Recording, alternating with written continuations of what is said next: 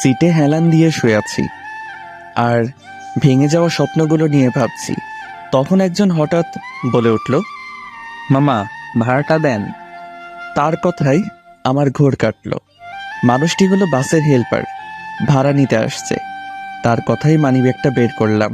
মামা, ভাড়া কত? 180 টাকা মামা। তার কথা শুনে মানিব্যাগটা খুলে টাকা খুঁজতে লাগলাম। অনেক কষ্টে 122 টাকা বের করলাম। হেল্পার মামা এখনো আমার কাছে দাঁড়িয়ে আছে, আমার ঘটনাগুলো দেখছে। আমি কি বলবো তাকে ভেবে পাচ্ছিলাম না। তখন হেল্পার মামা বলে উঠল, মামা, কোথায় যাবেন আপনি? ঢাকায় যাব মামা, আমার কাছে ঢাকা যাওয়ার ভাড়া নাই, সামনে নামাই দিয়েন। আরে মামা, নামবেন কেন? টাকা নাই তো কি হয়েছে? আমি আছি, আপনার টাকা দেয়া লাগবে না। তার কথা শুনে কি বলবো বুঝে উঠতে পারছি না। চোখে এমনি জল এসে গেছে। এই সাধারণ মামাই বুঝিয়ে দিল মনুষ্যত্ব টাকা দিয়ে কেনা যায় না। কত ধনী মানুষ দেখলাম, অনেক টাকা থাকা সত্ত্বেও বিপদের উপর জুলুম করে, কিন্তু মামাটা সত্যি আলাদা। কি হলো মামা, কথা বলছেন না কেন? তাকে কিছু না বলে জড়িয়ে ধরলাম। আপনি আমার অনেক উপকার করলেন মামা। জীবনে অনেক মানুষকে টাকা দিয়ে সাহায্য করেছি, কিন্তু আজ আমার কাছে টাকা নেই। অনেকের কাছে চাইছিলাম, কিন্তু সবাই শুধু অজুহাত দেয়। মানুষ এরকমই মামা, সুসময় অনেক বন্ধু পাওয়া যায়, কিন্তু দুঃসময়ে একজনকেও পাওয়া যায় না। ঠিক বলছেন মামা। আচ্ছা মামা, আপনি বসে থাকেন, আমার আবার অন্য ভাড়া তুলতে হবে। আর শুনেন, আজ ভাড়া নিলাম না বলে কিন্তু পরে দেখা হলে অবশ্যই নিব। মামা, আমার জন্য দোয়া করবেন। অবশ্যই মামা, জীবনে স্বপ্ন পূরণ করো মামা। মামার কথা শুনে মনটা কেমন জানি করে উঠল। এর আগেও একবার ঢাকা গিয়েছিলাম, তখন আমার মনে অনেক স্বপ্ন ছিল, বড় হয়ে ডাক্তার হব। কিন্তু স্বপ্নটা প্রকৃতির লীলা খেলায় ভেঙে গেছে। 4 বছর পর আবার ঢাকায় যাচ্ছি, তবে আজ আমার মনে কোনো স্বপ্ন নেই, শুধু আছে বেঁচে থাকার আপ্রাণ চেষ্টা। হয়তো আর ঢাকা কখনো আসতাম না, কিন্তু পরিবারের বিষয়টার জন্য আবার আসতে হলো। পরিবারের বড় ছেলের বোঝাটাই বেশি বাবার পরে, তাকে আবার বাবা হতে হয়, হোক সেটা ছোট কিংবা বড়। দায়িত্ব তাকে নিতেই হবে, এটাই নিয়ম। তাই আমার বেলায়ও বিপরীত কিছু হয়নি। যখন আমার মনে অনেক স্বপ্ন উড়ে বেড়াচ্ছিল, তখন হঠাৎ এক অজানা ঝড়ে স্বপ্নগুলো সব ভেঙে গেল। অনেক কথা বললাম, এখন যেতে যেতে আমার পরিচয়টা দিয়ে দেই। আমি অভ্র মা বাবার বড় সন্তান, আর একটা ছোট ভাই আছে। বাবা 4 বছর হলো মারা গেছে রোড অ্যাক্সিডেন্টে। এখন বাড়িতে মা আর ছোট ভাই থাকে, তাদের জন্যই আবার ঢাকা যেতে হচ্ছে। প্রায় 2 ঘন্টা পর বিকালের দিকে ঢাকায় পৌঁছে গেলাম। সবাই নেমে যাচ্ছিল, কারণ তাদের একটা গন্তব্যস্থল আছে। কিন্তু আমার নামতে ইচ্ছে করছিল না, মনে হচ্ছিল এখানেই থেকে যাই, কারণ আমার থাকার মতো কোনো গন্তব্যস্থল নেই। কোথায় থাকবো, কি খাবো, এখনো সেভাবে ভেবে ওঠেনি। একটু পর হেল্পার মামা আবার আসলো। কি হলো মামা, নামবেন না? বাস তো ঢাকায় চলে এসেছে। মামা নামবো। তারপর বাস থেকে নেমে এলাম। আসলে মামাটা অনেক উপকার করছে, তাই আর কিছু বললাম না। নামার পর হাঁটতে লাগলাম। যে হাঁটার কোনো গন্তব্যস্থল নেই, সব রাস্তায় আমার চেনা, তাই তেমন কোনো বেগ পেতে হলো না। প্রথমে সেই বন্ধুদের কাছে গেলাম যারা আমাকে ছাড়া এক মুহূর্ত থাকতে পারতো না। সেখানে গিয়ে দেখলাম সবাই যে যার কাজ নিয়ে ব্যস্ত। আমাকে তো প্রথমে চিনতেই পারছিল না, তারপর আমি পরিচয় দেওয়াতে চিনল। এদের আচরণ দেখে আমার বুকের ভেতরটা ফেটে যাচ্ছিল। হায় রে মানুষ, আগে আমাকে না দেখে থাকতে পারতো না। আসলে ভুল ছিল, তখন আমার কাছে অনেক টাকা ছিল, কিন্তু আজ টাকা নাই, তাই হয়তো চিনতে সমস্যা হচ্ছে। ওদের সাথে আর বেশি কথা বললাম না, ওদের কথাগুলো শুনতে খুব খারাপ লাগছিল, তাই সোজা বেরিয়ে এলাম ওখান থেকে। তারপর সিদ্ধান্ত নিলাম আর কোনো বন্ধু বান্ধবের কাছে যাব না, কাজ খোঁজা শুরু করে দিব। কিন্তু এখন তো প্রায় সন্ধ্যা হয়ে গেছে, তাই রাস্তার ধারে গেলাম। দেখলাম অনেক মানুষ শুয়ে আছে, হয়তো তারাও আমার মতো নিরুপায়। সত্যি, বাস্তবতা অনেক কঠিন, এখানে আবেগের কোনো স্থান নেই। আমিও তাদের সাথে শুয়ে পড়লাম।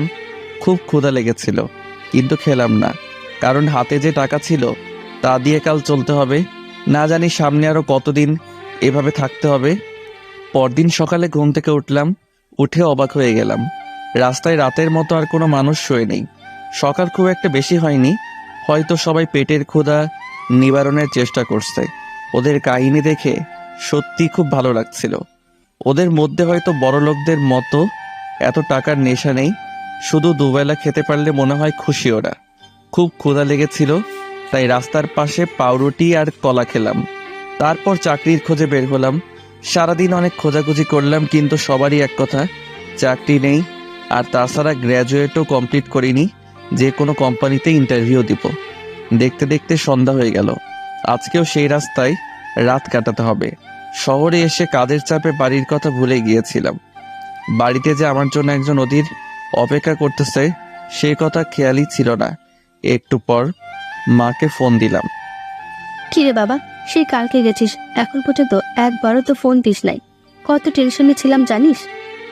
আসলে একটু কাজের চাপ ছিল আম্মু, নতুন নতুন আসছি তো তাই একটু। তোমরা কেমন আছো? ভালো আছি। খাওয়া দাওয়া করছিস বাবা? আম্মু, এই মাত্রই করলাম। তোমরা খেয়েছো? আমরা খেয়েছি। সাবধানে থাকিস বাবা। তোমরা সাবধানে থেকো, আর আমাকে নিয়ে এত চিন্তা করো না। আমি এখানে ভালোই আছি। মাকে কথাগুলো বলতে অনেক কষ্ট হচ্ছিল, কিন্তু তবুও বললাম, না হলে অনেক চিন্তা করত। এভাবে আরো 4 দিন কেটে গেল, কিন্তু এখনো কোনো চাকরির ব্যবস্থা করতে পারিনি। আজকে শরীরটা অনেক দুর্বল লাগছিল। 5 দিন হলো ভালোভাবে পেট পুড়ে খেতে পারিনি। হাতে যে টাকা ছিল সেটা অনেক আগেই ফুরিয়ে গেছে। রাস্তা দিয়ে হাঁটছিলাম, চোখটা কেমন বুঝে যাচ্ছিল। তারপরে আর কোনো খেয়াল ছিল না। ঘুম থেকে উঠে নিজেকে হাসপাতালে আবিষ্কার করলাম। আমি এখানে কিভাবে? আমার কথা শুনে একজন নার্স বলে উঠল, আপনি অজ্ঞান অবস্থায় ছিলেন, একজন স্যার আপনাকে এখানে নিয়ে এসেছে। কোন স্যার আমাকে নিয়ে এসেছে? তিনি কি এখনো এখানে আছে? আছে, আপনি থাকুন, আমি ওনাকে ডেকে দিচ্ছি। তারপর একজন ভদ্রলোক আমার দিকে আসলো। আসসালামু আলাইকুম। ওয়ালাইকুম আসসালাম। কেমন আছো বাবা? ভালো আছি। আমি এখানে কেন, কিভাবে আসলাম? তুমি রাস্তায় অজ্ঞান হয়ে পড়ে গেছিলা, তখন আমি ওই রাস্তা দিয়ে গাড়ি নিয়ে যাচ্ছিলাম, তাই তোমাকে দেখে হাসপাতালে নিয়ে আসলাম। ও ধন্যবাদ আঙ্কেল, অনেক উপকার করলেন। আরে ধন্যবাদ দেওয়ার কি আছে, এটা তো মানুষের দায়িত্ব। মানুষ হয়ে যদি মানুষকে সাহায্য না করি তাহলে আর কিসের মানুষ। আঙ্কেলের কথা শুনে মনটা খুব ভালো হয়ে গেল।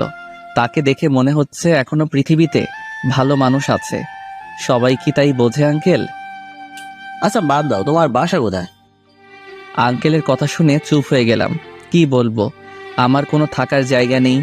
বলেই দেখি ওনাকে, দেখে তো বড়লোকই মনে হচ্ছে। যদি কোনো উপকার করতে পারে এসব ভাবতেছিলাম। হঠাৎ আঙ্কেল আবার বলল, কি হলো, চুপ হয়ে গেলে কেন? আর কি ভাবছো এত? আসলে আঙ্কেল, আমার থাকার কোনো জায়গা নাই। আজ 7 দিন হলো ঢাকায় আসছি চাকরির খোঁজে, কিন্তু অনেক খুঁজেও কোনো চাকরির ব্যবস্থা করতে পারলাম না। আমার কথা শুনে আঙ্কেল কিছুক্ষণ চুপ থাকলেন, তারপর বললেন, কতদূর পর্যন্ত পড়াশোনা করেছো? Honours second year. পারিবারিক সমস্যার কারণে গ্র্যাজুয়েট কমপ্লিট করতে পারিনি। ও আচ্ছা, আমি তোমার চাকরির ব্যবস্থা করে দেবো, তুমি আগে সুস্থ হয়ে নাও। আঙ্কেলের কথা শুনে আমার বিশ্বাসই হচ্ছিল না। সত্যি বলছেন? আমার একটা নিজেরই কোম্পানি আছে, ওখানে তোমাকে জব দিব আর তোমার থাকার ব্যবস্থা করব। আপনাকে ধন্যবাদ দিয়ে ছোট করব না। আপনি সত্যি মহান। আপনাদের মতো মানুষ আছে বলে পৃথিবী এখনো টিকে আছে। আরে বাবা, এত বেশি বলো না, যতটা বলছো ততটাও ভালো না আমি। আপনি সত্যি ভালো। কেউ ভালো না হলে একজন অচেনা মানুষের জন্য এত কিছু করে না। আচ্ছা বাদ দাও, তুমি কি প্রাইভেট পড়াতে পারো? পারি একটু একটু, কিন্তু কেন আঙ্কেল? আমার একটা ছোট্ট মেয়ে আছে, এবার 9-এ পড়ছে, ওকে তোমাকে পড়াতে হবে, পারবে তো পড়াতে? কেন পারবো না? আপনি আমার জন্য এত কিছু করলেন, আর আমি আপনার এই সামান্য আবদারটুকু রাখতে পারবো না? তোমার কথা শুনে ভালো লাগলো। আচ্ছা চলো, আমার বাড়িতে আজ থেকে আমার বাড়িতেই থাকবে। আসলে বাবা আমার কোনো ছেলে নেই, শুধু 2টা মেয়ে আছে। বড় মেয়ে পড়াশোনার জন্য কানাডা থাকে, আর পড়া প্রায় শেষের দিকেই। ও ভালো তো। তারপর আমি আর আঙ্কেল তাদের বাড়িতে গেলাম। বাড়িটা দেখে অবাক হয়ে গেলাম। এত বড় বাড়ি, মনে হচ্ছে রাজপ্রাসাদ। আঙ্কেলের সাথে ভিতরে গেলাম। কিছুক্ষণ পর আঙ্কেল কাকে যেন ডাকতে লাগলো। আমি তাকিয়ে বাড়িটা দেখছিলাম। বাড়িটা পুরো রাজপ্রাসাদের মতো।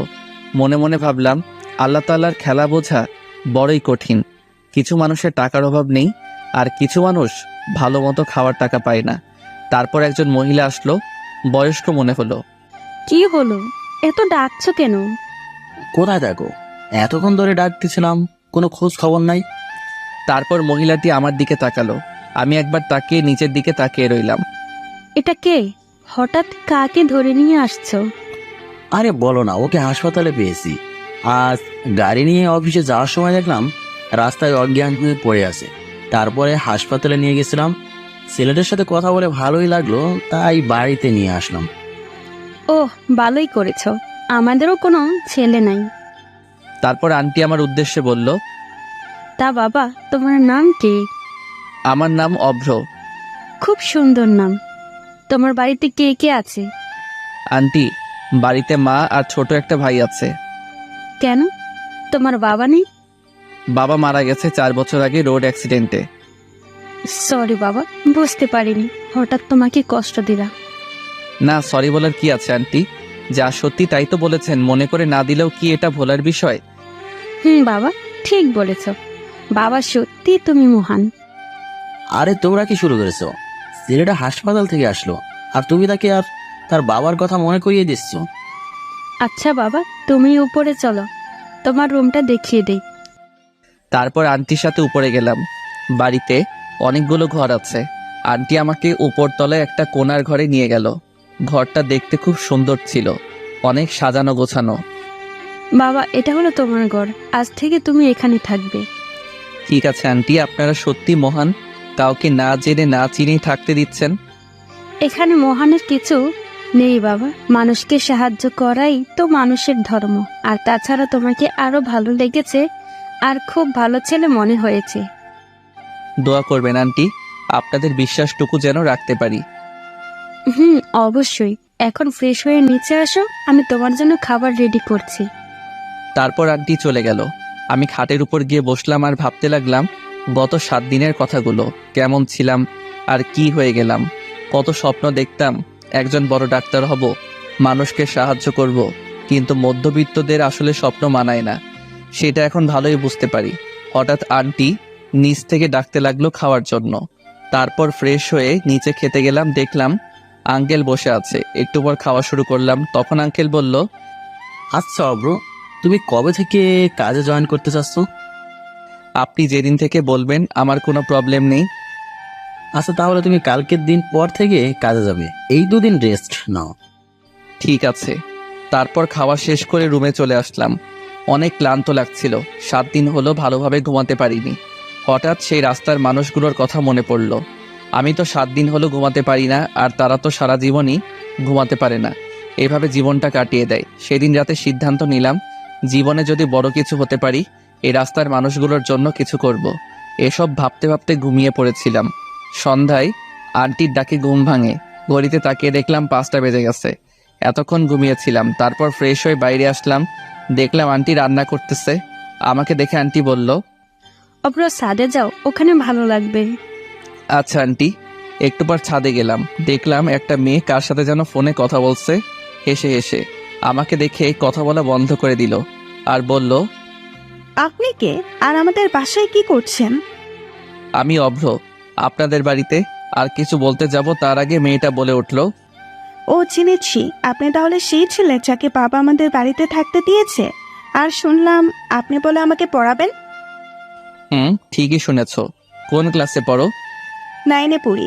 আচ্ছা, আপনি এখন যান, আমি একটু ব্যস্ত আছি। তারপর মেয়েটা আবার ফোনে কথা বলতে শুরু করে দিল। আমি কোনো উপায় না দেখে চলে আসলাম। তারপর মাগরিবের নামাজ পড়ে বাড়িতে ফোন দিলাম। 2 দিন হলো মার সাথে কথা হয়নি, অনেক চিন্তা করছে মনে হয়। তারপর মায়ের সাথে অনেকক্ষণ কথা বললাম, ছোট ভাইটার সাথে কথা বললাম। কথা বলার পর মনটা ভালো হয়ে গেল।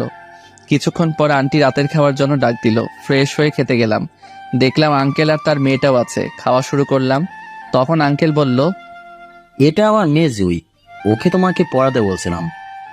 ও আচ্ছা অব্র, তাহলে কাল সকাল থেকে পড়াবে আমার মেয়েকে, যদি কোনো সমস্যা না থাকে। না, আমার আবার কি সমস্যা থাকবে? তারপর জুয়ের উদ্দেশ্য করে বললাম, তুমি কি সায়েন্সে পড়ো? হুম, সায়েন্সে পড়ি। আর কিছু বললাম না। খাওয়া দাওয়া শেষ করে রুমে চলে গেলাম। তারপর নামাজ পড়ে শুয়ে পড়লাম। সকালে ফজরের নামাজের আগে উঠলাম, কাউকে ডাকতে হয় না, আগে থেকে অভ্যাস হয়ে গেছে। গ্রামে থাকতে মা প্রতিদিনই ডাক দিত। নামাজ পড়ে সকালে ছাদে গেলাম। সকালের মুক্ত হাওয়া গায়ে লাগাতে গুণীজনরা বলে সকালের সূর্যের আলো নাকি ওষুধের চেয়ে বেশি কার্যকর। তারপর আবার রুমে চলে আসলাম। একটু পর আন্টি চা নিয়ে আসলো। সকাল থেকে তো তুমি জুইকে পড়াবে, তাই না? কেন? না, ও একটু জেদি। তোমাকে কিছু বললে যেন কিছু মনে করো না, আমাকে এসে বলো। আচ্ছা। চা খাওয়া শেষ করে জুয়ের রুমে গেলাম। দেখলাম মেয়েটা ফোনে কথা বলছে। আমাকে আশা দেখে ফোনটা রেখে দিল। স্যার, আপনি এসেছেন? আপনার জন্য অপেক্ষা করছিলাম। কথা শুনে অবাক হয়ে গেলাম। কি বজ্জাত মেয়ে রে বাবা!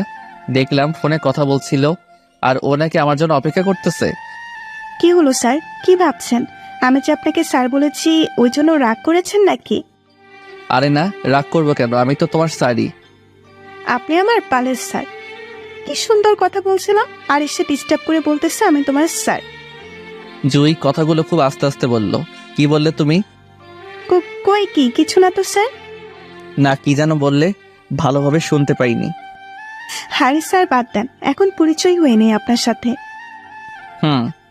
আচ্ছা স্যার, আপনি কি প্রেম করেন? আরে কি বলছো এসব? আমি কিন্তু তোমার স্যার। তাহলে কি স্যার হলে কি বলা যাবে না? না, ওসব আমি করি না। কি বলেন স্যার, আপনি এত বড় হয়েও প্রেম করেন না? আমার তো 3টা হতে চললো। ওর কথা শুনে কি বলবো ভেবে পাচ্ছি না। কি বলছো 3টা হয়ে গেছে তোমার? তোমার বয়সে প্রেম কি জিনিস বুঝতামই না। সেটা আপনাদের ব্যর্থতা স্যার, যুগের সাথেও তাল মিলাতে হবে, তাই না স্যার? ঠিক বলছো, চালিয়ে যাও। তারপর কিছুক্ষণ কথা বললে আমার রুমে চলে আসলাম। পুরো মাথাটা খারাপ করে দিচ্ছিল। কি মেয়েরে ভাই, এর ক্লাস যে কেমনে নিব আল্লাহ পাকি ভালো জানে। দেখতে দেখতে 3 মাস কেটে গেল।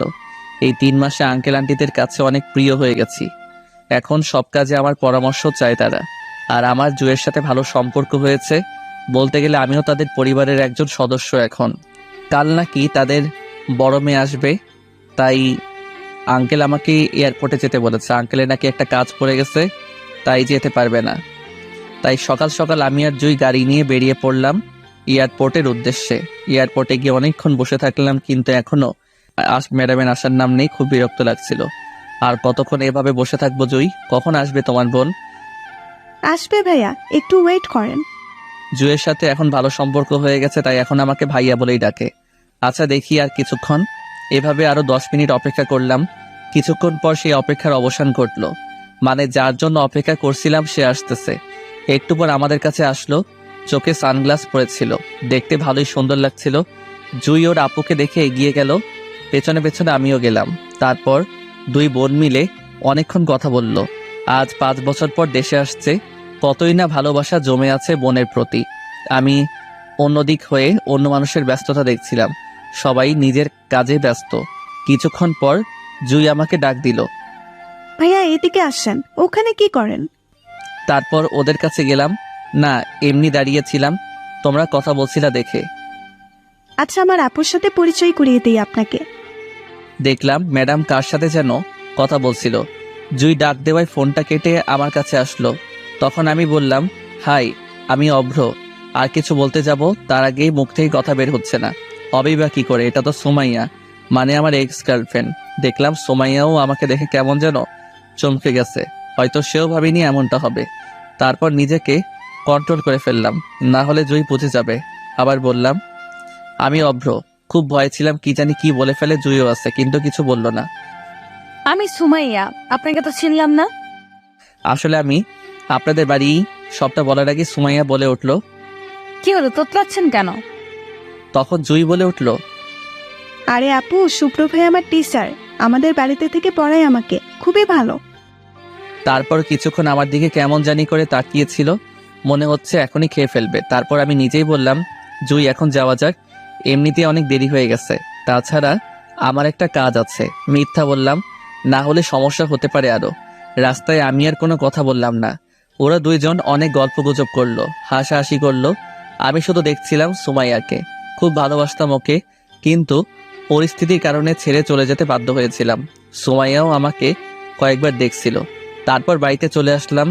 সুমাইয়াকে দেখে আঙ্কেল আন্টি অনেক খুশি হলো, দৌড়ে এসে তাকে জড়িয়ে ধরলো। কেমন আছিস মা? আসতে কোনো প্রবলেম হয়নি তো? ভালো আছি, কিন্তু তোমরা আমাকে আনতে গেলে না কেন? খুব রাগ হয়েছিল কিন্তু। আমার একটা কাজ পড়ে গেছিল মা, আর বাড়িতে কেউ ছিল না, তাই তোর মাও যেতে পারেনি। কেন, রাস্তায় কি কোনো সমস্যা হয়েছিল নাকি? অগ্রকে তো পাঠিয়েছিলাম। না, কোনো সমস্যা হয়নি। আচ্ছা, আমি ফ্রেশ হয়ে আসি, পরে কথা হবে, খুব ক্লান্ত লাগছে। তারপর আমিও নিজের রুমে চলে আসলাম। কি করব ভেবে পাচ্ছি না। শেষে কিনা এক্স গার্লফ্রেন্ডের বাড়িতে থাকতে হচ্ছে। সুমাইয়ার যা ভাব দেখলাম, মনে হয় খুব রেগে আছে আমার উপর। রেগে থাকারই কথা। মেয়েটা অনেক ভালোবাসতো আমাকে, আমি ওকে ধোকা দিয়েছিলাম, কারণ আমারও যে কোনো রাস্তা ছিল না। যাই হোক, সুমাইয়াকে সব খুলে বলতে হবে। তারপর ফ্রেশ হয়ে আসরের নামাজ পড়লাম। নামাজ পড়ে মনটা অনেক হালকা লাগছিল। একটু পর ছাদে গেলাম। এখন প্রায় প্রতিদিনই যাই আমি আর জয়ী, কিন্তু আজ ছাদে গিয়ে দেখলাম সুমাইয়া দাঁড়িয়ে কার সাথে যেন কথা বলছে। আমাকে দেখে কথা বলা বন্ধ করে দিল। আমি তার দিকে এগিয়ে গেলাম। কেমন আছো সুমাইয়া? আমার কথা শুনে সুমাইয়া কিছু বলল না, নিচে চলে গেল। অনেকবার ডাকলাম কিন্তু কিছুই শুনলো না। খুব খারাপ লাগছে, তাই মন খারাপ করে দাঁড়িয়েছিলাম। কিছুক্ষণ পর জুই আসলো। কি ব্যাপার ভাইয়া, একা একা দাঁড়িয়ে আছেন যে? এমনিতেই দাঁড়িয়ে আছি, ভালো লাগছে না। কেন ভাইয়া, কি হয়েছে? প্রেমে টেমে পড়লেন নাকি আবার? আরে না, কি বলো এসব? সব সময় শুধু এসব বিষয় নিয়েই থাকো, তাই না? তো কি করব ভাই, এসবই তো চলতেছে এখন। সেটাই তো। আচ্ছা জুই, তোমার আপুর কি বিয়ে হয়ে গেছে? না, কি বলেন এসব? কেবল পড়াশোনা শেষ করলো। তবে আপু বিদেশে এমনি যায়নি, আমরা জোর করে পাঠিয়ে দিয়েছিলাম। কেন, কি হয়েছিল? আর বলেন না ভাই, আপু এক ছেলেকে খুব ভালোবাসতো, কিন্তু ছেলেটা খারাপ ছিল। আপুকে ধোঁকা দিয়ে চলে গেছিল। আপু তখন একবার ভেঙে পড়েছিল, তাই আপু বাধ্য হয়ে বিদেশ পাঠিয়ে দিয়েছিল, যাতে এসব ভুলে থাকতে পারে। ও, কি বলছো? ছেলেটাকে চেনো তুমি? না ভাইয়া, তবে চিনলে ছোট হয়েও চর মারতাম। মেয়েদের মন নিয়ে খেলা করে, সেই থেকে আমিও কাউকে ভালোবাসিনি, যদি আপুর মতো হয়। আচ্ছা বাদ দাও, নিচে যাই চলো। তারপর আমি আর জুই নিচে চলে আসলাম। রুমে গিয়ে নামাজ পড়লাম। আজ নিজেকে খুব অপরাধী লাগছিল। সত্যি অনেক খারাপ করেছিলাম সুমাইয়ার সাথে। তারপর কিছুক্ষণ শুয়ে থাকলাম, খুব মাথা ব্যথা করছিল। কিছুক্ষণ পর জুই ডাকতে এলো খাওয়ার জন্য। খাওয়ার টেবিলে গিয়ে দেখলাম সুমাইয়াও বসে আছে, আমার দিকে একবার তাকালো। তারপর খাওয়া শুরু করলাম। আচ্ছা মা, পড়া তো শেষ, এখন কি করবি? সুমাইয়াকে উদ্দেশ্য করে বলল, কাল থেকে তোমার অফিসে জয়েন করব। আগে নিজের পায়ে দাঁড়াবো। নিজের পায়ে কি দাঁড়াবি মা? তোর বয়স তো অনেক হচ্ছে, তার চেয়ে ভালো এখন একটা বিয়ে করে নে। না বাবা, আগে নিজে প্রতিষ্ঠিত হব, তারপর বিয়ে করব। আচ্ছা, যেটা তোর ইচ্ছা, তাহলে কাল থেকে অফিসে জয়েন করছিস? কাল থেকে জয়েন করব। আচ্ছা, তোকে তো পরিচয় করে দেওয়া হয়নি। ও হচ্ছে অগ্র, আমাদের বাড়িতেই থাকে। খুব ভালো ছেলে, অফিসের প্রায় সব কাজ ওই করে, এখন অনেক দায়িত্ববান। আমাকে দেখিয়ে আঙ্কেল কথাগুলো বলল। শুনেছি জুয়ের কাছে। আচ্ছা, কাল তাহলে তুই আর অগ্র একসাথে অফিসে যাস, আমার একটু আগে যেতে হবে। ঠিক আছে আব্বু। তারপর খাওয়া শেষ করে রুমে আসলাম। কিভাবে সুমাইয়ার কাছে ক্ষমা চাওয়া যায় সেটাই ভাবতেছিলাম। হঠাৎ খেয়াল করলাম তার রুম তো আমার পাশেই। ওর রুমে গিয়ে ক্ষমা চেয়ে আসি, যেইভাবে সেই কাজ। চলে গেলাম সুমাইয়ার রুমে, দেখলাম ফোন টিপতেছে। আমাকে দেখে দাঁড়িয়ে পড়ল। সুমাইয়া আমাকে দেখে এগিয়ে আসলো আর বলল, আপনি এখানে কেন? সুমাইয়া, আমি তোমাকে কিছু বলতে চাই, প্লিজ শোনো। কি শুনবো? তোমার মতো বেইমানের কাছ থেকে? কি ক্ষতি করেছিলাম আমি, যার জন্য এত কষ্ট দিলে? আমি ইচ্ছা করে এসব করিনি সুমাইয়া, তখন আমার কিছুই করার ছিল না। আমি এসব কিচ্ছু শুনতে চাই না আর। শোন, নেক্সট টাইম যেন আমার ঘরে তোমাকে আসতে না দেখি। আমি আর কিছু বললাম না। কি বা বলবো, আমার কথা তো শুনতেই চাচ্ছে না। রুমে এসে শুয়ে পড়লাম, ভালো লাগছিল না। সকালে জুয়ের ডাকে ঘুম ভাঙে। এতক্ষণ কেউ ঘুমিয়ে থাকে নাকি ভাইয়া? কখন থেকে ডাকছে, নিচে সবাই নাস্তা করার জন্য অপেক্ষা করছে, তাড়াতাড়ি নিচে আসেন। জুই কথাগুলো বলে চলে গেল। ঘড়িতে তাকিয়ে দেখি 8টা বেজে গেছে। এতক্ষণ কোনোদিনও ঘুমাইনি। আজ যে কি হয়েছিল আল্লাহই ভালো জানেন। তারপর তাড়াতাড়ি ফ্রেশ হয়ে রেডি হয়ে নিচে গেলাম। সবাই দেখলাম খাওয়া শুরু করে দিয়েছে। আমাকে দেখে আন্টি বলল, অব্র কি হয়েছে? এত দেরি করে ঘুম থেকে উঠলে যে, শরীর খারাপ নাকি? না তেমন কিছু না, আজ এমনিতেই টের পাইনি। ও আচ্ছা, তাড়াতাড়ি খেয়ে অফিসে যাও সুমাইয়ার সাথে। ঠিক আছে আন্টি। তারপর খাওয়া শেষ করে বাহিরে গাড়িতে গিয়ে বসলাম। অনেকক্ষণ হলো বসে আছি, সুমাইয়ার আসার কোনো নাম নেই। এই মেয়েদের এক স্বভাব, শাস্তি দিলে এক যুগ পার করে দিবে। একটু পর সুমাইয়া আসলো, নীল রঙের একটা শাড়ি পরেছে, দেখতে পুরো পরীর মতো লাগছিল। মনে হচ্ছে আবার এক্স গার্লফ্রেন্ডের উপর ক্রাশ খেলাম। আমি তাকিয়েছিলাম, তখন সুমাইয়া আমার কাছে চলে এসেছিল। তখন আমি নিজেকে সামলে নিলাম। সুমাইয়া কিছু না বলে গাড়িতে উঠে বসলো। আমি গাড়ি চালাতে লাগলাম। সুমাইয়া, তোমার মনে আছে আগের সেই দিনগুলোর কথা? কোন দিনগুলো? আমার তো মনে নেই। সুমাইয়ার কথা শুনে মনটা খারাপ হয়ে গেল, তাই আর কিছু বললাম না। কিছুক্ষণ পর অফিসে পৌঁছে গেলাম। অফিসটা কাছেই ছিল। আমি আর সুমাইয়া অফিসের ভেতরে গেলাম। আমাদের দেখে রাফিন বলে উঠল, কি রে অব্র, বিয়ে করলি কবে? দাওয়াতও দিলি না। এ হলো অফিসে আমার একটা ভালো ফ্রেন্ড। আরে না, কি বলছিস এসব? ইনি হচ্ছে আমাদের। আর কিছু বলতে যাব তার আগে রাফিন আবার বলল, তোকে আর বলতে হবে না, ভাবিটা দেখতে কিন্তু সেই মামা, মানিয়েছে খুব। আমরা রাফিনের কথা শুনে সুমাইয়ার দিকে তাকালাম, দেখলাম রেগে লাল হয়ে যাচ্ছে। আরে শালা, কি বলছিস এসব? ইনি আমাদের বসের মেয়ে। কি? বুধু থাক, আমি গেলাম। কথাগুলো বলেই দিল দৌড়। আমি সুমাইয়াকে কিছু বলতে যাব, তার আগেই সুমাইয়া হনহন করে চলে গেল তার বাবার কেবিনের দিকে। আমি তো ভয় পেয়ে গেছিলাম, আঙ্কেলকে সব বলে দেয় নাকি, দিলে তো আমি শেষ। তাই সুমাইয়ার পেছন পেছন আমিও গেলাম। সুমাইয়া আঙ্কেলের রুমে ঢুকেই চেঁচামেচি শুরু করে দিল। এইসব কাদেরকে কাজে রাখছো আব্বু? কোনো ভদ্রতা নেই। কেন, কি হয়েছে? এত রেগে যাচ্ছিস কেন? রাখবো না? কাউকে না চিনেই যা তা বলতে শুরু করেছে। কে কি বলছে অভ্র?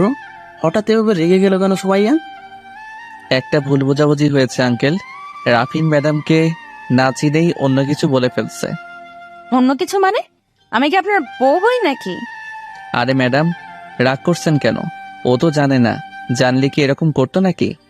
ঠিকই তো বলছো অভ্র, ও জানতো না বলে এরকম করেছে। তুই রাগিস না মা। আচ্ছা, এবারের মতো মাফ করে দিলাম, নেক্সট টাইম হলে কিন্তু মাফ দেবো না। আমার দিকে তাকিয়ে কথাগুলো বলছিল সুমাইয়া।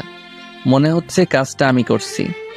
আচ্ছা, এখন এসব বাদ দে, চল তোকে সবার সাথে পরিচয় করিয়ে দিই। তারপর আঙ্কেল অফিসের সবাইকে ডেকে সুমাইয়ার সাথে পরিচয় করে দিল। কাল থেকে নাকি সুমাইয়াই বসের চেয়ারে বসবে, আঙ্কেল আর আসবে না। আমার তো আঙ্কেলের কথা শুনে ভয়টা আরো বেড়ে গেল। কি যে হবে অফিসে আল্লাহই ভালো জানে। সুমাইয়াকে ভুলটা ভাঙাতেই হবে, না হলে আমাকে শেষ করে ফেলবে। এইসব বলে আঙ্কেল চলে গেল। তখন সুমাইয়া সবাইকে বলল, এতদিন আব্বু কি করেছে জানি না, তবে আমার নিয়মটা আলাদা। আমার কাছে নিয়মটাই বড় কিছু। কেউ যদি নিয়ম ভঙ্গ করে, আমি কিন্তু তাকে ছেড়ে দেব না। তো সবাই বি কেয়ারফুল। সুমাইয়ার কথা শুনে সবার প্রায় গলা শুকিয়ে যাবার অবস্থা। আঙ্কেল এতটা কঠোর ছিলেন না, কিন্তু সুমাইয়া হঠাৎ এমন কঠোর হবে আমি এটা ভাবতে পারিনি। তখন সুমাইয়া আবার বলল, অব্র সাহেব, আপনি আগে অফিসের কি পদে ছিলেন জানি না, তবে আজ থেকে আপনি আমার পার্সোনাল সেক্রেটারি। সুমাইয়ার কথা শুনে সবাই আমার দিকে ফেল ফেল করে তাকিয়ে আছে। তাকিয়ে থাকারই কথা, কারণ এর আগে আমি অফিসের ম্যানেজার ছিলাম, কাজটা ভালোই পারছিলাম, তাই আঙ্কেল খুশি হয়ে দায়িত্বটা দিয়েছিল।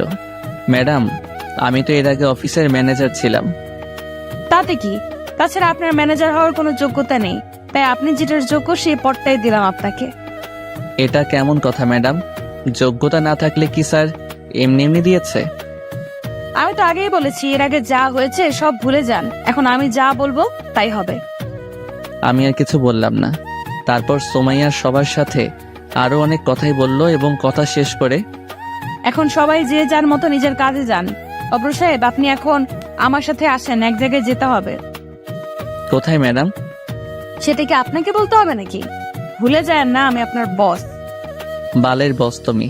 5 বছর আগে আমার পথা ছাড়া উঠতে বসতে না, এখন আসছে বস হইতে। কি হলো, দাঁড়িয়ে আছেন কেন? আসেন আমার সাথে। বাহিরে গিয়ে দেখলাম সুমাইয়া ড্রাইভারের সাথে কি যেন কথা বলছিল। একটু পর ড্রাইভার চলে গেল, আমি কিছুই বুঝলাম না। কি ব্যাপার ম্যাডাম, ড্রাইভার চলে গেল কেন? আজ থেকে গাড়ি তুমি চালাবা, তাই ড্রাইভারকে চলে যেতে বললাম। কি আমি কি ড্রাইভার নাকি যে গাড়ি চালাবো? আগে ছিলে না, কিন্তু এখন থেকে ড্রাইভারই তুমি। সো কথা না বলে গাড়ি চালাও। আমি আর কিছু বললাম না। সুমাইয়া এত খারাপ ব্যবহার করছে কেন কিছুই বুঝতেছি না। গাড়ি চালানো শুরু করলাম। আমার সাথে কি এইরকম করা ঠিক হচ্ছে? কিরকম স্যার? আমি তো কিছুই করিনি। সুমাইয়া প্লিজ এরকম করো না, বোঝার চেষ্টা করো। কি বুঝবো? হ্যাঁ, বুঝতে হবে এখন তোমাকে। আমাকে যে কষ্টগুলো দিয়েছিল, এখন হারে হারে সব শোধ তুলবো। ঠিক আছে, আমি আর কিছু বলবো না। তোমার যেটা ইচ্ছা সেটাই করো। এই তো গুড বয়। কিছুক্ষণ পর সুমাইয়া একটা রেস্টুরেন্টের সামনে দাঁড়াতে বললো, এখানে কি করবে? সেটা তোমাকে বলতে আমি ইচ্ছুক নই। এখন চলো ভেতরে। আমি কেন যাব? আমি বলছি তাই যাবে, ভুলে যেও না আমি তোমার। পুরো কথা বলতে না দিয়ে আমি বললাম, আর বলতে হবে না, বুঝে গেছি, এখন চলেন। তারপর রেস্টুরেন্টের ভেতরে গেলাম। ভেতরে গিয়ে সুমাইয়া যা করলো সেটা দেখার জন্য আমি মোটেও প্রস্তুত ছিলাম না। আমার পায়ের নিচের মাটি সরে যেতে লাগছিল। দেখলাম সুমাইয়া এক বিদেশি ডলারে জড়াইয়া ধরছে। এটা দেখে খুব রাগ হচ্ছিল। আমি ভেবেছিলাম হয়তো সুমাইয়া এখন আমাকে ভালোবাসে, কিন্তু আমার ধারণা ভুল ছিল।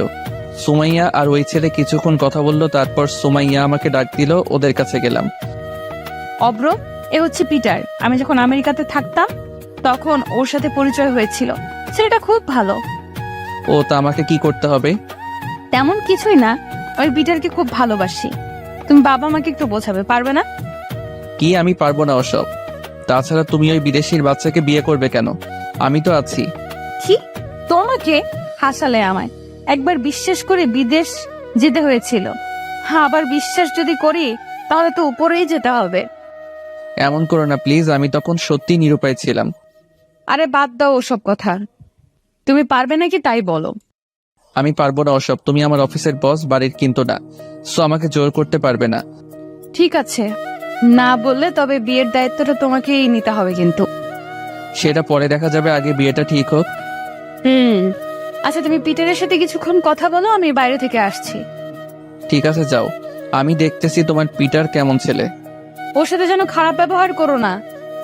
তারপর আমি পিটারের কাছে গেলাম। Hi Peter. Hello, how are you? তুমি কেমন আছো? ভালোর মাইরে বাপ, তুই বলে সুমাইয়াকে বিয়ে করবি? What are you talking now? I can not understand. আপনি এখন কি কথা বলছেন? আমি এটা বুঝতে পারিনি। ও আমি তো ভুলে গেছিলাম তুই আবার বাংলা পারিস না। তখন সুমাইয়া চলে আসলো। অব্র, কেমন লাগছে পিটারকে? হ্যাঁ, সেই ভালো। এসব আবইলারে কই পাও? কি বললা তুমি? তোমার যে ভালো আছে পিটার, আমার বিশ্বাসও ও তোমার মতো ধোকা দিয়ে চলে যাবে না। সুমাইয়ার কথা শুনে আমি আর কিছু বললাম না। কিছুক্ষণ পর আবার অফিসে চলে আসলাম। রাস্তায় আর কোনো কথা বললাম না। অফিসে গিয়ে কাজ করতেছিলাম, এমন সময় রাফিন আসলো। কি বন্ধু, কেমন কাজ হচ্ছে? নতুন ম্যাডাম বলে খুব কড়া। তুই কোথায় ছিলি কালকে? তোকে তো দেখলাম না। আমি বাড়ি চলে গিয়েছিলাম। ম্যাডামকে যে সব বলেছিলাম, আমি তো মনে করেছিলাম চাকরিটা চলে যাবে। আরে না রে, সুমাইয়া এরকম না। কিরে মামা, তুই ম্যাডামকে চিনিস নাকি? রে চিনি, 8 বছর আগে থেকেই। কি বলছিস রে মামা? তারপর রাফিনকে পুরো ঘটনা খুলে বললাম। রাফিন শোনার পর বলল, খুব খারাপ হয়েছে রে মামা তোর সাথে। তোর তো কোনো দোষ নাই এখানে। সেটাই তো রে, কিন্তু সুমাইয়া তো সেটা বুঝতেছে না। ও ভুল বুঝেছে, তোকে আর ভুল বোঝাটাই স্বাভাবিক। এতে ম্যাডামেরও কোনো দোষ নেই। আরে কি বলছিস সেসব? আমারও দোষ নেই, সুমাইয়ারও দোষ নেই। তাহলে দোষটা কার? দোষ তোদের ভাগ্যের মামা। রে বন্ধু, আচ্ছা বাদ দে এসব। আচ্ছা কাজ কর, আমিও কাজ করি যে ম্যাডাম। তারপর কাজ করতে লাগলাম। 2-3 দিন হলো কাজ করতে পারছি না, অনেক কাজ জমা হয়ে গেছে। কিছুক্ষণ পর রফিক মামা এসে বলল, ম্যাডাম আপনারা ডাকে। কেন মামা, কি হয়েছে? জানি না আমি, আপনি গিয়ে দেখেন। তারপর সুমাইয়ার রুমে গেলাম। কি হয়েছে সুমাইয়া? আপনি মনে হয় ভুল করছেন। আপনি ভুলে যান না এটা অফিস, আর আমি আপনার বস। ও ভুলে গেছিলাম ম্যাডাম, নেক্সট টাইম আর এরকম হবে না। আচ্ছা ঠিক আছে, যে কাজে আপনাকে ডাকছিলাম, সামনে আমাদের একটা বিশাল প্রজেক্ট আছে। প্রজেক্টটা সাইন করাতে পারলে অনেক টাকা লাভ হবে। বুঝলাম। আমাকে কি করতে হবে ম্যাডাম? আপনাকে বেশি কিছু করতে হবে না। আপনি শুধু সবাইকে বলে দেন এই 1 মাস যেন মনোযোগ দিয়ে কাজ করে, কাজে কোনো ফাঁকি যেন না দেয়। আর আপনিও একটু মন দিয়ে কাজ করুন। ঠিক আছে ম্যাডাম, সব বলে দিবনি। এখন আমি গেলাম। ঠিক আছে, জান। এত তারা কেন আপনার? আমি আর কিছু না বলে সোজা রুম থেকে বেরিয়ে এলাম। কথায় কথায় অপমান করছে, মেজাজটা পুরো খারাপ করে দিচ্ছে। টেবিলে গিয়ে চুপ করে বসে আছি, এমন সময় রাফিন আবার আসলো। কিরে দোস্ত, লাঞ্চ করবি না? না রে, করবো না, ভালো লাগছে না। কেন, কি হয়েছে? খুলে বল তো আমাকে।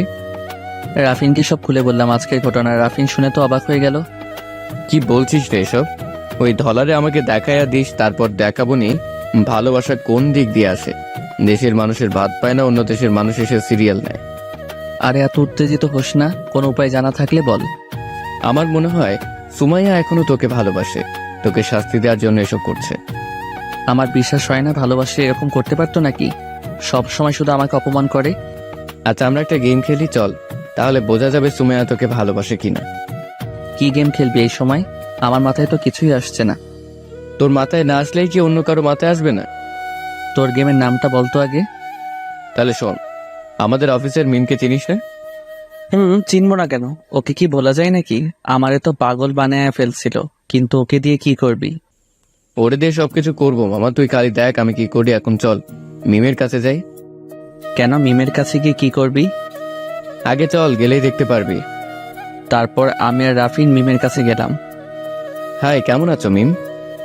আমি ভালো আছি, কিন্তু আমি স্বপ্ন দেখছি না তো? দিনের বেলায় কিসের স্বপ্ন দেখতেছো আবার? না মানে অব্র ভাই আজ আমার কাছে আসছে তো তাই। কেন আসতে পারে না নাকি অব্র তোমার কাছে? আমি তো সারা জীবনের জন্য চাই, কিন্তু অব্র ভাই তো শোনে না। রাফিন, আমার কিন্তু রাগ হচ্ছে, আমি গেলাম। আরে রাগিস না, দরকারটা তো তোরই। দরকার বলেই ওর এসব কথা সহ্য করতে হবে নাকি? আর একটু সহ্য কর না। ঠিক আছে, যা করবি তাড়াতাড়ি কর। তারপর রাফিন মিমকে আবার বলতে শুরু করলো। তোমাকে একটা কাজ করে দিতে হবে মিম। ও তাই বলি, তোমরা তো এমনি আসনি, যখন আমাকে দরকার পড়েছে তখনই আসছো। আর এভাবে বলো না, কাজটা করে দাও প্লিজ। শালা রাফিনের কাজকর্ম দেখে খুব রাগ হচ্ছিল। আমার মনে হচ্ছে ওইসব ওই করছে।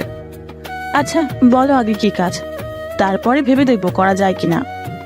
আরে সহজ কাজ, একটু অভিনয় করতে হবে। তাছাড়া আমরা যতদূর জানি তুমি অভিনয়টা ভালোই জানো। তারপর রাফিন মিমকে সবকিছু খুলে বলল। আমি যদি এই কাজ করি তাহলে আমার কি লাভ ভাইয়া? কিসের লাভ খুঁজতেছো তুমি? একজন বিপদে পড়লে আরেকজন তো সাহায্য করবে, তাই না? ওসব নীতি কথা আমার কাছে চলবে না। আমারে কি লাভ দিবেন তাই কন। আচ্ছা, কি লাভ চাও তুমি বলো। আমার সাথে এক জায়গায় ঘুরতে যেতে হবে, সারাদিন আমার সাথে থাকতে হবে, আর একটা গুরুত্বপূর্ণ কাজ করে দিতে হবে। কি পারবেন তো? যদি পারেন তাহলে আমি আপনার শর্তে রাজি। কি সারাদিন ঘুরতে হবে মানে? অন্য কোনো কথা বলো, এটা আমার পক্ষে পসিবল না। তাহলে আপনারা এখন আসতে পারেন, আমি আপনাদের কাজ করব না। এরকম কিন্তু ঠিক না মিম। আজ বিপদে পড়ছি বলে যা ইচ্ছে তাই চাইবে? কি চাইলাম এমন? সামান্য একটা দিনই তো চাইছি, সারা জীবন তো আর থাকতে চাই নাই। আচ্ছা ঠিক আছে, তোমার শর্তে আমি রাজি, কিন্তু অভিনয়টা একটু ভালোভাবে করবে, কিন্তু বিশেষ করে ম্যাডামের সামনে। সেটা আপনাকে বলতে হবে না ভাইয়া, আপনি খালি দেখে যান আমি কি করি। আচ্ছা ঠিক আছে, আমরা তাহলে আসি। কাল থেকে তোমার অভিনয়টা শুরু করবে, কেমন? ওকে ভাইয়া। তারপর আমি আর রাফিল চলে আসলাম নিজেদের কেবিনে। কিছুক্ষণ পর রফিক মামা আবার ডেকে গেল। সুমাইয়া নাকি আবার ডাকছে, মেজাজটা পুরো খারাপ করে দিচ্ছে। কিছুক্ষণ আগে আসলাম। ম্যাডাম আসতে পারি কি? আসেন তাড়াতাড়ি। সেই কখন না ডাকলাম, এত লেট হলো কেন? এখন তো লাঞ্চের টাইম, এখনকার হিসাবও দিতে হবে। আমি যখন বলেছি দিতে হবে, কি করলে এতক্ষণ? গার্লফ্রেন্ডের সাথে বসে গল্প করলাম। Any problem madam? কি তোমার গার্লফ্রেন্ডও আছে? কেন থাকবে না? আপনার যদি থাকতে পারে তাহলে আমারও তো থাকতেই পারে। তা ঠিক, কিন্তু অফিসে এসে এসব গার্লফ্রেন্ডের অজুহাত দেখাবেন না। আমি কই দেখলাম, আপনি তো জানতে চাইলেন। ও সরি।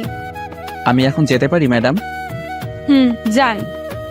আসার সময় দেখলাম সোমাইয়ার চোখ দুটো কেমন জানি লাল হয়ে গেছে। কিছুই বুঝলাম না, তাহলে কি রাফিনের কথাই সত্যি নাকি? সোমাইয়া এখন আমাকে ভালোবাসে? যদি ভালোবাসতো তাহলে সেদিন ওভাবে ওই ধলারে জড়িয়ে ধরলো কেন? এসব ভাবতে ভাবতে রাফিন আসলো। আরে কি ভাবছিস এত?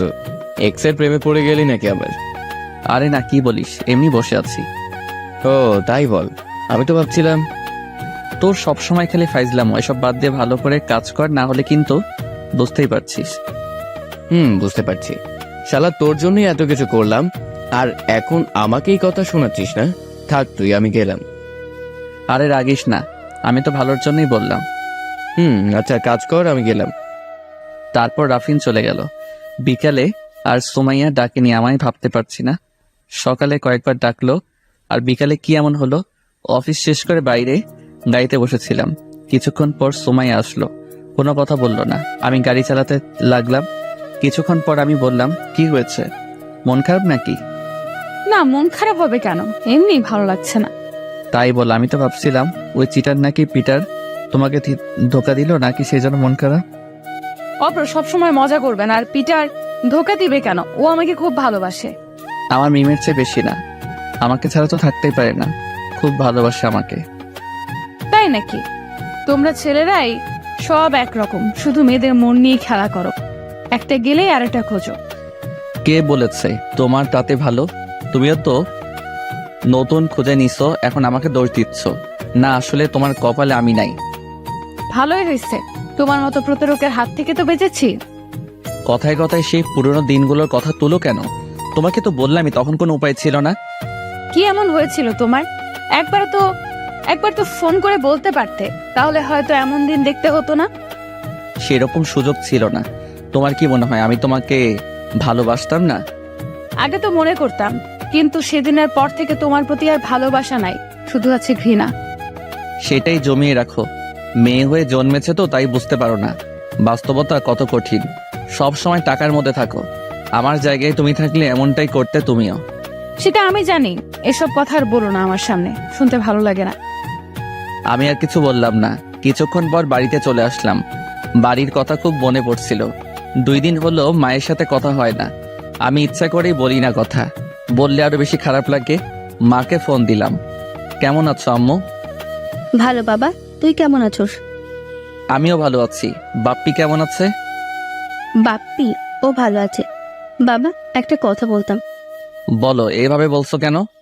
কিছু টাকা লাগতো, কয়দিন হলো বাপ্পির শরীরটা ভালো না, তাই একটু ডাক্তারের কাছে যেতে চাচ্ছিলাম। টাকা লাগবে, ভালো কথা আগে বলবে না? এসব কথা কেউ গোপনে রাখে নাকি? বলিনি, তোর মা শেষের দিকে টাকা আছে কিনা। অত কিছু তোমাকে ভাবতে হবে না, যখন টাকা লাগবে তখনই বলবে। আচ্ছা, কত টাকা লাগবে? 2000 টাকা দিলেই হবে। ঠিক আছে, কাল সকালে পাঠিয়ে দেব। ভালো থেকো আম্মু, রাখি। তুইও ভালো থাকিস। তারপর মানিব্যাগটা বের করলাম, দেখলাম 700 টাকার মতো আছে। বাকি টাকা কই পাবো? এসব ভাবতে ভাবতে রাফিনকে ফোন দিলাম। ওর কাছেও নাকি টাকা নাই। মাস শেষের দিকে কি যে করি কিছুই মাথায় আসছে না। তাছাড়া এখন বেতন চাইলেও তো মনে হয় দিবে না। স্যার থাকলে তা ভাবা যেত। তারপরে সুমাইয়াকে বুঝিয়ে বলবো, দেখি কি বলে। তারপর ফ্রেশ হয়ে জুইকে পড়াতে গেলাম। তার রুমে গেলাম। জুই আর সুমাইয়া হাসাহাসি করছে অনেক, কি যেন একটা নিয়ে। আমাকে দেখে হাসি থামিয়ে দিল। তখন সুমাইয়া বলল, এখানে কি? আমি কিছু বললাম না। তার আগে জুই বলল, আপু, অপ্র ভাইয়া আমাকে পড়ায়, তাই আসছে। তাই নাকি? আচ্ছা দেখি তাহলে তোর স্যার কেমন পড়াশোনা পারে। সুমাইয়ার কথা শুনে খুব রাগ হলো। এই যে ম্যাডাম, আমি কি পারি না পারি সেটা আপনার দেখতে হবে না। জুয়ের যদি ভালো না লাগে তাহলে আর পড়াতে আসবো না। আপনি বিদেশে পড়ছেন, হয়তো অনেক কিছু জানেন, কিন্তু আমি অত কিছু জানি না। আরে স্যার রাগেন কেন? আমি তো মজা করে বলছি, আপনি দেখছি মজা বোঝেন না। জুই, তোমার বোনকে যেতে বলো, পড়া দেরি হয়ে যাচ্ছে। জয়কে বলতে হবে না, আমি চলে যাচ্ছি। কথাগুলো বলতে বলতে চলে গেল। জুইকে কিছুক্ষণ পড়ালাম, তারপর আবার রুমে চলে গেলাম। যাওয়ার সময় দেখলাম সুমাইয়া ফোনে কি যেন করছে। একটু পর আন্টি খাওয়ার জন্য ডাকলো। সবাই আসলো, কিন্তু সুমাইয়া কেন জানি আসলো না। আন্টি অনেক ডাকলো, কিন্তু তবুও আসলো না। হয়তো তখন আমার কথায় রাগ করেছে, অনেক বেশি বলে ফেলেছিলাম। রুমে গিয়ে ক্ষমা চেয়ে নেব। খাওয়া শেষ করে ছাদে গেলাম। মনটা কেমন জানি ভারী ভারী লাগছিল। একা একাই দাঁড়িয়েছিলাম। কিছুক্ষণ পর সুমাইয়া আসলো। এই সময় তুমি এখানে, কি ব্যাপার? মানে কোন সময়? ছাদে আসতে আবার সময় লাগে নাকি? সেটাই তো। খেতে গেলে না কেন? সেটা কি তোমাকে বলতে হবে? তুমি আমার কে? এখন হয়তো কেউ না, আগে তো ছিলাম নাকি? সে আগের অধিকারে না হয় বলতেছি। আগের অধিকার? তুমি নিজেকে কি মনে করো? বাস্তবতা কি সহজ? তোমার জন্য কি করি নাই? তুমি যখন যা বলতে তাই শুনতাম। তোমার কথা যতটা শুনতাম, আমার নিজের বাবা মার কথাও ততটা শুনতাম না। ঠিক আছে, আর অধিকার ফলাতে আসবো না। তবে প্লিজ আমার জন্য আর নিজেকে কষ্ট দিও না। তোমার জন্য নিজেকে কষ্ট দেব মানে? তুমি কি বোঝাতে চাচ্ছ ভালো করে বলো তো। আমি জানি সুমাইয়া, তুমি এখনো আমাকে ভালোবাসো, এটা তোমার চোখ দেখলেই বোঝা যায়। কি পাগল নাকি আমি? মানুষ ভুলতে একবারই করে নাকি? তাহলে আমি হয়তো সেই ভুল আর দ্বিতীয়বার করব না। তুমি পাগল না সেটা আমি জানি, কিন্তু তুমি যে আমাকে এখনো ভালোবাসো না সেটা হাজারবার বললেও বিশ্বাস করব না। তুমি বিশ্বাস করলেই কি আর না করলেই কি, আসলে সত্যি বলতে তোমার মতো ছেলেকে ভালোবাসা যায় না। তখন হয়তো বুঝতে পারিনি, এখন এরকম হয়েছে। ঠিকই বলেছো, আমার মতো ছেলেকে সত্যি ভালোবাসা যায় না, কারণ আমি যে মধ্যবিত্ত পরিবারের বড় ছেলে। আরে তুমি যখন এখানে বসে কষ্ট পেতে আমার জন্য, তখন আমি কি কষ্ট পেতাম না? আমি তোমাকে ভালোবাসিনি, কি মনে হয় তোমার? কষ্ট শুধু তুমি পেয়েছো, ছেলেরা কষ্ট পায় না? পাবে বা কি করে? তোমাদের তো পরিবার নিয়ে চিন্তা করতে হয় না। এখন খাচ্ছো বাবার বাড়িতে, তারপর বাবা আবার ভালো ছেলে দেখে বিয়ে দিয়ে দিবে, তখন আবার খাবে স্বামীর বাড়িতে। কিন্তু আমাদের বিষয়টা আলাদা। সব সময় নেই মিথ্যা অভিমান নিয়ে থেকো না, জীবনে অনেক কিছু হারাবে। দেখো, কথাগুলো বলে চলে আসলাম নিচে। সবসময় শুধু সেই অতীতের কথাটা তুলে মেজাজটা পুরো খারাপ করে দেয়। আসার সময় দেখলাম সুমাইয়া চুপ করে দাঁড়িয়ে আছে। সকালে ব্রেকফাস্ট করে অফিসের জন্য বেরিয়ে গেলাম আমি আর সুমাইয়া। দেখলাম সুমাইয়ার চোখ দুটি কেমন জানি ফুলে গেছে, মনে হয় রাতে খুব কেঁদেছে। আমি জানি সুমাইয়া এখন আমাকে খুব ভালোবাসে। সরি সুমাইয়া, কালকের ব্যবহারের জন্য। তোমার কথা শুনে খুব রাগ হয়েছিল, তাই রাগটা কন্ট্রোল করতে পারিনি। তুমি কেন সরি বলছো? সরি তো আমার বলার কথা, আমারই ভুল হয়েছে তোমার সাথে কথা বলে। বিদেশ থেকে এসে তোমাকে আবার এইভাবে দেখবো, এটা আমি কল্পনাও করি নাই। হয়তো উপরওয়ালা চেয়েছেন তাই। হয়তো তাই। আচ্ছা একটা কথা বলি, সুমাইয়া রাগ করবে না তো? কি এমন কথা? আচ্ছা বলো। তুমি কি সত্যি ওই পিটারকে ভালোবাসো? সত্যি তো, ওকেই বিয়ে করব। কেন, তোমার কি সন্দেহ হচ্ছে নাকি? না, সন্দেহ হওয়ার কি আছে, ছেলেটা খুব ভালো, সুখে থেকো। তোমার গার্লফ্রেন্ডকে তো দেখালে না। আমার গার্লফ্রেন্ড নেই, আমার মতো ছেলেকে কে ভালোবাসবে বলো? না আছে বাপের টাকা, না আছে চেহারা। তুমি তো কাল বললে আমার মতো ছেলেকে তো ভালোবাসা যায় না। কালকের ব্যবহারের জন্য সরি। সত্যি বলছো তোমার কোনো গার্লফ্রেন্ড নেই? তবে এবার একটা বানাবো। তুমিও বিয়ে করে নিচ্ছ, আমি আর সিঙ্গেল থেকে কি করব? তাই ভাবতেছি মিমকে হ্যাঁ বলে দিব। এই মিমটাকে, নামটা খুব চেনা চেনা লাগছে। আপনার অফিসে জব করে আজ পরিচয় করিয়ে দিবনি, কেমন? ঠিক আছে। আচ্ছা অব্র, তোমাকে একটা কথা বলি। বলো। তুমি কি এখনো আমাকে ভালোবাসো? উত্তরটা পরেই বলবো, এখন অফিসে চলে এসেছি। ঠিক আছে, পরেই বলো, তবে মিথ্যা বলো না। তারপর অফিসের ভিতরে গেলাম। রাফিন আমাদের দেখে মুচকে মুচকে আসতেছে, সেটা সুমাইয়া দেখে ফেলছে। এই যে মিস্টার, আপনি হাসছেন কেন? কালকেও তো দেখলাম বড় বড় কথা বলছিলেন। ম্যাডাম আমার ভুল হয়ে গেছে, আর এরকম হবে না, প্লিজ আমার চাকরিটা কেড়ে নিয়েন না। রাফিনের মুখটা এখন দেখার মতো হয়েছে, পুরা বাংলার পাঁচের মতো। সেটা পরে দেখা যাবে, একটু পর আপনি আমার রুমে আসবেন। ঠিক আছে ম্যাডাম। তারপর সুমাইয়াকে রুমে দিয়ে রাফিনের কাছে গেলাম। দেখলাম ছেলেটা মাসুম বাচ্চার মতো বসে আছে। কিরে ভাই, আজকে দেখছি খুব শান্ত হয়ে আছিস। আরে চাকরিটা মনে হয় সত্যিই গেল রে। আরে অত চিন্তা করিস না, সুমাইয়া অত খারাপ না, একটু বকাঝকা করতে পারে কিন্তু চাকরি নিবে না। তাই যেন হয় রে। আচ্ছা বাদ দে, কালকে রাতে টাকা চাইলে কেন, কি দরকার? রাফিনকে সবকিছু খুলে বললাম। সরি রে দোস্ত, বুঝতেই তো পারছিস মাসের শেষে আমার কাছে টাকা নেই, থাকলে অবশ্যই দিতাম। আরে ঠিক আছে, বুঝতেই তো পারছি। আচ্ছা দেখি অন্য জায়গায় ম্যানেজ করতে পারি নাকি। দেখ, আমি চেষ্টা করে দেখি জোগাড় করতে পারি কিনা। আচ্ছা থাক, আমি একটু সুমাইয়ার কাছে যাই, ওকে একটু বলে দেখি কি বলে। সেটাই কর, এটাই ভালো হবে। তারপর সুমাইয়ার রুমে গেলাম। ম্যাডাম আসতে পারি? আসেন। হঠাৎ কি হলো, নিজের ইচ্ছায় আসলে? তোমাকে তো এমনি আসা দেখি না। আসলে একটা সাহায্য লাগতো, যদি কিছু মনে না করেন। আমার এই মাসের বেতনটা অগ্রিম দিলে খুশি হতাম। কেন, অগ্রিম নিয়ে কি করবে? গার্লফ্রেন্ডের সাথে ঘুরতে যাবে নাকি? সব সময় এত অন্য মাইন্ডে যান কেন? টাকাটা তো অন্য দরকারেও লাগতে পারে, দিলে দেন, না দিলে না বলে দেন। আরে রাখছো কেন? দিতে পারি, তবে একটা শর্তে। যদি তুমি শর্তে রাজি থাকো তাহলে আমি ভেবে দেখবো। কি, এখানে আবার কিসের শর্ত? টাকাটা আমার সত্যি লাগবে, প্লিজ এমন করো না। কি করলাম আমি? শুধু একটা শর্ত পালন করতে বলেছি, বেশি কিছু তো না। ঠিক আছে বলো, যদি সম্ভব হয় রাখবো। আরে সম্ভব হবে, সহজ কাজ। আচ্ছা বলো। আমার আর পিটারের বিয়ের বিষয়টা আমার পরিবারকে রাজি করাতে হবে। বাবা বিদেশি ছেলের সাথে বিয়ে দেবে না, তাই বলছি তুমি বাবাকে রাজি করাবা। তোমার কথা বাবা শোনে। কি? আমি পারবো না। ঠিক আছে, টাকাও তাহলে নেওয়া লাগবে না, তুমি এখন আসতে পারো। আরে সুমাইয়া, টাকাটা সত্যি লাগবে, অন্য কোনো শর্ত দাও। এটা কিভাবে সম্ভব বলো?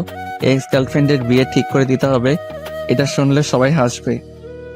কে কি করবে জানি না, যদি রাজি থাকো তাহলে যত টাকা লাগে দেব। আচ্ছা আমি রাজি, এখন টাকাটা দাও। টাকা খুব দরকার হয় রাজি হয়ে গেলাম। কি মেয়ে রে বাবা, এভাবে কি কেউ প্রতিশোধ নেয় নাকি? নিজের বিয়ে এক্স বয়ফ্রেন্ডকে দিয়ে সাজাচ্ছে।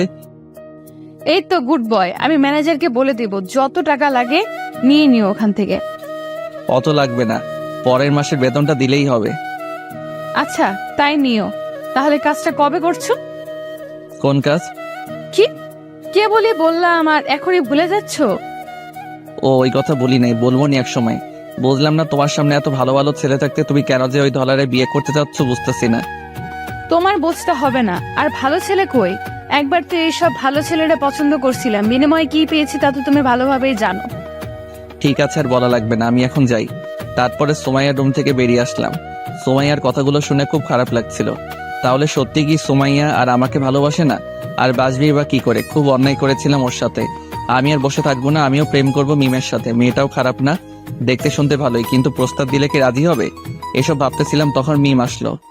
কি হয়েছে সোনা? টেনশনে আছো মনে হচ্ছে। কে শোনা? কেন সোনা, ভুলে গেলে নাকি? কাল না বললে তুমি আমার বয়ফ্রেন্ড, আর আজকে কি সব বলছো? বয়ফ্রেন্ড বলতে বলেছি তোমাকে, কি সোনা বলতে বলেছে নাকি? তামার উপাও তো ডাকতে পারতে। আরে তুমি তো কিছুই বোঝো না। সোনা বাবু না বললে কি কেউ বিশ্বাস করবে তোমার আর আমার মধ্যে রিলেশন আছে? তাছাড়া ম্যাডামকে তো বিশ্বাস করাতে হবে নাকি? কিন্তু তুমি এসব জানলে কিভাবে? আগে কয়টা করছো সত্যি করে বলো। আরে কি বলো এসব? এগুলো তো সিনেমাতে দেখেছি। এর আগে একজনকে ভালোবেসেছিলাম, আর এখনো বাসি, কিন্তু সাহস করে বলতে পারছি না। তাই নাকি? তাকে সেই ছেলেটা আমাকে কি বলা যাবে? না, বলা যাবে না, পরে বলবো তোমাকে। আচ্ছা এসব বাদ দাও, কি করছো এখন? আমি তো বসে আছি, কিন্তু মিম তুমি হঠাৎ আমাকে তুমি তুমি করে বলছো কেন? আগে তো আপনি করে বলতে। ওটাও সিনেমাতে দেখেছি, তুমি তুমি করলে নাকি প্রেমটা জমে যায়। সবকিছু দেখছে সিনেমাতেই, দেখছো বাস্তবে কিছুই দেখোনি। দেখছি, অনেক কিছুই দেখছি। তোমার নাকি টাকা লাগবে, কোনো সমস্যা হয়েছিল নাকি? ম্যানেজ হয়ে গেছে, কিন্তু আমার টাকা লাগবে সেটা তুমি কিভাবে জানলা? তোমাকে তো বলিনি। রাফিন ভাইয়া বলেছে তোমার ভাইয়ের নাকি শরীর অসুস্থ। আমাকে বলতে পারতে, আমার কাছে তো টাকা ছিল। না, তোমাকে বলে টেনশন দিতে চাইনি, তাছাড়া এমনি ম্যানেজ হয়ে গেছে। টেনশন মানে? তার মানে তুমি আমাকে বন্ধু ভাবো না? রাখছো কেন? বন্ধু ভাবি। আচ্ছা এরপরে কোনো কিছু লাগলে তোমাকে বলবো। আচ্ছা ঠিক আছে, এখন তাহলে কাজ করো। আমি তোমাকে তুমি করে বলার কিছু মনে করছো না তো? না, কি মনে করব? তুমি করেই বলো। ঠিক আছে, ধন্যবাদ। লাঞ্চ কিন্তু একসাথে খাবো, রেডি থেকো। আচ্ছা, মুচকি এসে বললাম। মেয়েটা সত্যি অবাক করার মতো। এই কয়েক মিনিটে একটা ভালো লাগা কাজ করছে, সহজ সরল একটা মেয়ে। তারপর কাজ করতে লাগলাম। এর মধ্যে একবার সুমাইয়া ডেকেছিল। এই সুমাইয়ের বিষয়টা বুঝি না, এমনি এমনি ডাকে কোন কাজ ছাড়াই। লাঞ্চের সময় মিম জোর করে ক্যান্টিনে নিয়ে গেল, গিয়ে দেখলাম সুমাইয়াও আছে সেখানে। আমরা গিয়ে সুমাইয়ার কাছেই বসলাম। সুমাইয়া আমাদের দেখে কিছুক্ষণ অবাক হয়ে তাকিয়ে থাকলো। কি হলো ম্যাডাম, তাকিয়ে আছেন কেন? না কিছু না, এটাই তোমার গার্লফ্রেন্ড মিম। ঠিক ধরছেন। পছন্দ হয়নি আপনার? খুব সুন্দরভাবে সংসার করো। আচ্ছা তোমরা থাকো, আমি গেলাম, আমার একটা জরুরি কল পড়ে গেছে। কিছুই বুঝলাম না। একটু আগে হাসি খুশি ছিল, হঠাৎ কি হলো? দেখলাম নিমিষে মনটা খারাপ হয়ে গেল। তখন মিম বলে উঠলো, আমি শিওর সুমাইয়া এখনো তোমাকে ভালোবাসে। ভালো না বাসলে কখনোই এভাবে উঠে যেতে না। আরে বাদ দাও, এমনি হয়তো উঠে গেছে। ও আর আমাকে ভালোবাসে না। ভালোবাসলে ওর বিয়ের দায়িত্ব আমাকে দিত না। কি? ওর বিয়ে মানে? আর দায়িত্বই বা কিসের, বুঝলাম না। তারপর মিমকে সবকিছু খুলে বললাম। কি বলছো এটা? কি বলছো? এটা তো পুরা হাস্যকর কাহিনী। আমার মতে ঠিকই করছে, ভালোবেসে ছেড়ে দাও। রাগ হচ্ছে কিন্তু। তোমাকে আনলাম সমস্যা সমাধানের জন্য, আর তুমি উল্টো সুমাইয়ার পক্ষ নিচ্ছ। আচ্ছা বাবা, সরি, ভুল হয়ে গেছে। আমি কিন্তু একটা জিনিস বুঝতেছি না, সুমাইয়া কি তাহলে তোমাকে ভালোবাসে না, নাকি প্রতিশোধ নেওয়ার জন্য এমন করছে? কি জানি, আমিও তো সেটা বুঝতেছি না। সেই জন্যই তো তোমাকে বলতেছি। আচ্ছা দেখা যাক সামনে। ও যদি তোমাকে সত্যিই এখনো ভালোবাসে, তাহলে আমার সাথে দেখলেই সহ্য করতে পারবে না। কারণ কোনো মেয়েই স্বামী আর বয়ফ্রেন্ডের ভাগ অন্য কাউকে দিতে চায় না। লাঞ্চ শেষ করে কাজ করতে লাগলাম, কিন্তু অবাক করার বিষয়, সন্ধ্যা পর্যন্ত একবারও সুমাইয়ার ডাকেনি আমায়।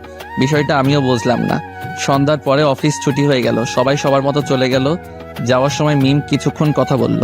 অনেকক্ষণ গাড়ির কাছে দাঁড়িয়েছিলাম, কিন্তু সুমাইয়ার আসার কোনো নাম নেই। কি হয়েছে আল্লাহ ভালো জানে। এই মেয়েদের বিষয়টা বুঝি না, কখন রাগে কখন আসে বোঝা মুশকিল।